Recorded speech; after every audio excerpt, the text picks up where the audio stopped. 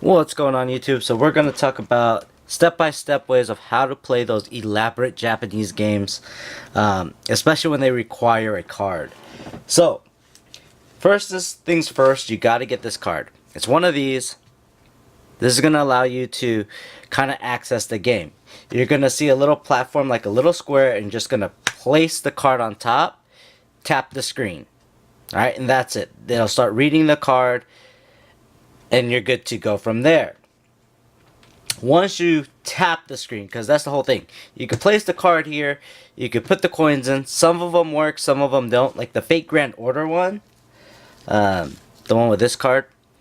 This particular game requires you to tap the screen. So it's either you can leave it there and it'll work by itself. Otherwise, if it doesn't, tap the screen and then you're able to do it. So like the Kantai game, where you get all these little cards. This one, you could just put it in there. You can just put it into where it's at, and then you could just play the card game. Big thing on this one is that the card can be on top of the screen. Alright, it could be on the side, left, right. Just find a little place to place the card. This particular card will cost you about $3. So 300 yen. The game I was playing that I'm going to show you guys on the little screen there is going to be the Sword Art Online. I think it's like Deep Explorer, what they call it. And to play that particular game, you're going to have 3 buttons. You got a joystick on your left hand side. You got 3 buttons, so we're going to use these. It's basically a hack and slash. You tap this 3 times or 4 times, it'll finish, but it's 3 times combo. You can switch. This will be the second person. Hit that 3 times, you can switch to the last one.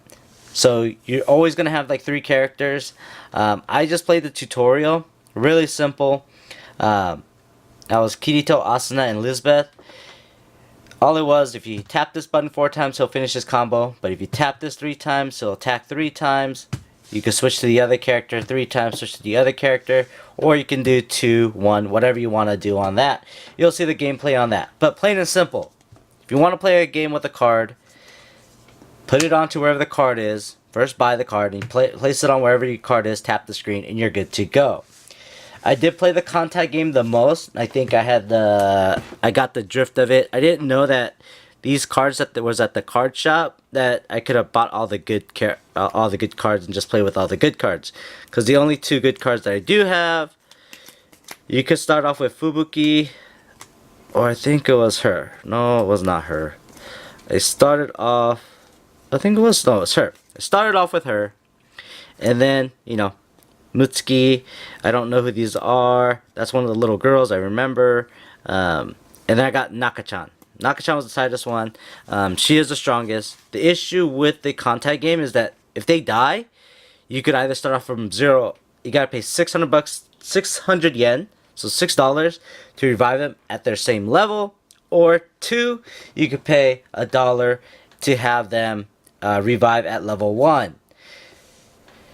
Every time you beat a mission, you can pay $1 to get a card. So it is a money trap, I will tell you that much. But the games are a lot more elaborate and it's a lot more fun.